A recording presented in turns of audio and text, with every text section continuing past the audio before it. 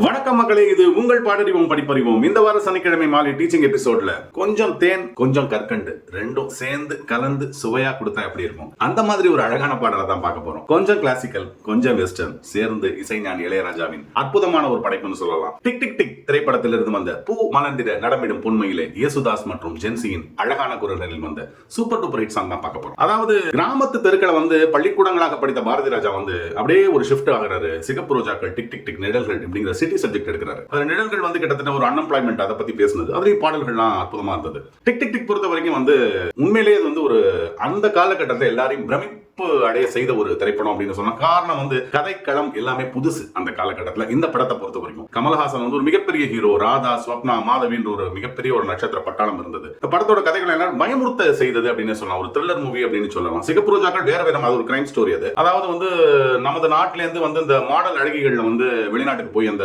Miss India அந்த மாதிரி concert எல்லாம் போறப்போ அவங்களுக்கு ட்ரக்ஸை கொடுத்து மயக்கமடை செய்துட்டு அவங்கள உடல்ல டைமண்டை வச்சு பொருத்தி அவங்க திருப்பி இங்க வந்ததுக்கு அப்புறம் திருப்பி அவங்களுக்கு மயக்க மருந்து கொடுத்து அந்த டைமண்ட் எடுத்துட்டு கொண்டுறாங்க. இது அந்த காலத்து யாருமே எதிர்பார்க்காத ஒரு பிரமிப்பான ஒரு கதையாக இருந்தது. கதைக்களம் எல்லாமே புதுசு. படம் மிகப்பெரிய அளவில் வெற்றி பெற்ற ஒரு திரைப்படம். எல்லாமே ஒரு டீம் ஒர்க் அப்படின்னே சொல்லலாம். அந்த படத்தை பொறுத்த வரைக்கும் பாரதி ராஜா டைரக்ட் பண்ண ஒரு திரைப்படம். அவர் தான் கதை, இளையராஜாவின் இசை, கமல்ஹாசன், அப்புறம் பாடல்கள் எல்லாமே சூப்பர் டூப்பர் ஹிட் ஆச்சு டிக் டிக் டிக்ல.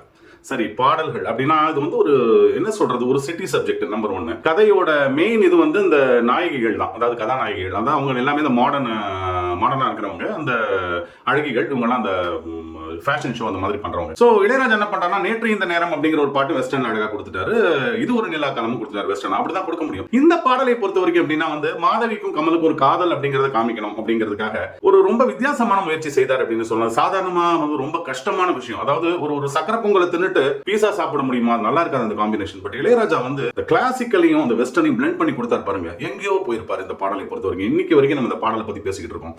அவருடைய அந்த ஒரு நுட்பம் எப்படின்னா ஜென்சி ரொம்ப அழகா ஆரம்பிப்பாங்க. அதாவது கிளாசிக்கல்ல தான் ஆரம்பிப்பாங்க. பூ மலர்ந்திட நடமிடும் பொன்மையிலே ஜென்சி ஆரம்பிக்கிறப்ப கிளாசிக்கல் வரும். அப்ப எந்த மாதிரி இன்ஸ்ட்ருமெண்ட்ஸ் யூஸ் பண்ணிருப்பாருன்னா, அந்த மிருதங்கம், தபலா, அந்த வயலின், இந்த சலங்கை, இதெல்லாம் யூஸ் பண்ணிருப்பாரு. அதாவது அந்த கிளாசிக்கலுக்கு சம்பந்தப்பட்ட அந்த இசை கருவிகள். அது அப்படியே யேசுதாஸ் அவர்கள் ஐ லவ் யூ அப்படின்னு அந்த பாட்டு வரப்போ, அந்த லைன்கள் வரப்போ ட்ரம்ஸ், கிட்டார், இந்த ரிதம் பேட், அந்த மாதிரி வெஸ்டர்ன் அந்த இன்ஸ்ட்ருமெண்ட் யூஸ் பண்ணிருப்பாரு. ஒரு கட்டத்தை பாத்தீங்கன்னா மிருதங்கமும் ட்ரம்ஸும் சேர்ந்தே வரும். அது எப்படிதான் பண்ணினார் அப்படின்னு தெரியல. அவ்வளவு ஒரு அற்புதமான ஒரு விஷயத்தை இளையராஜா கையாண்டிருந்தாரு. அதாவது இந்த பாடல் எழுதின திரு கவியரசர் கண்ணதாசன். கேட்கவே வேண்டாம். பூ மலர்ந்திட நடமிடும் பொன்மையிலே படுக்கையில் பாம்பு நெளியுது, தலையணை 100 கிழியுது. என்ன மாதிரி அதான் அவர்கிட்ட இந்த மாதிரி ஒரு காதல் பாட்டுன்னு சிச்சுவேஷன் சொல்லிட்டா அவரோட ரசனை எங்கேயோ போகும். இது கவியரசர் கண்ணதாசன் இந்த பாடலை தன்னுடைய வரிகளால் அவ்வளோ அழகா அலங்காரம் ஊட்டி இருந்தார் அப்படின்னு சொல்லலாம். இளையராஜாவை பற்றி ஏற்கனவே நிறைய சொல்லிட்டோம். அந்த பாடல்ல அவருடைய நாலேஜ் எந்த அளவுக்கு பிரதிபலிச்சது அப்படின்னு சொல்லிட்டு. ஜென்சி அவர்களை பொறுத்த வரைக்கும் அப்படின்னா அந்த குரல் இருக்கு பாருங்களேன். அதாவது தேனால் குழைத்த குரல் தான். இளையராஜா கிட்ட ஜென்சி பாடின எல்லா பாட்டும் சூப்பர் ஹிட் தான். ஒரு பத்திரிகையில கூட எழுதியிருந்தாங்க, ஜென்சியோட குரல் எப்படி இருக்கும்னா, கடல்ல போய் நிக்கிறோம்னு வச்சுங்க, அந்த அலை நம்ம மேல கால் அடிச்சுட்டு அப்படியே திரும்பி போகும். அப்படி போறப்போ அந்த மணலோட சேர்த்து அப்படியே கடல் மணலோட சேர்த்து எடுத்துட்டு போறப்போ லேசா ஒரு வருடல் இருக்கும். அந்த உணர்வை தான் ஜென்சியோட குரல் கொடுக்கும் அப்படின்னு சொல்லுவாங்க. அவ்வளவு அழகா பாடியிருப்பாங்க. யேசுதாஸை பற்றி கேட்கவே வேண்டாம். அவருடைய துள்ளி துள்ளி பாடியிருப்பார் இந்த பாடலை பொறுத்த வரைக்கும். பாடல் படிக்கிறது அப்படின்னு சொல்லுவாங்க. நிச்சயமா எப்படி இந்த பாடல் அதுக்கு சூட் ஆகும்னா, மாதவி மாதிரி ஒரு ஆர்டிஸ்ட் இருக்காங்கன்னு வச்சுங்க. அவருடைய அழகான விழிகள் இருக்கு பாருங்களேன். அந்த ஒரு லைன்ல எல்லாம் அப்படி அந்த பாவனை காமிப்பாங்க அந்த கண்ணுல.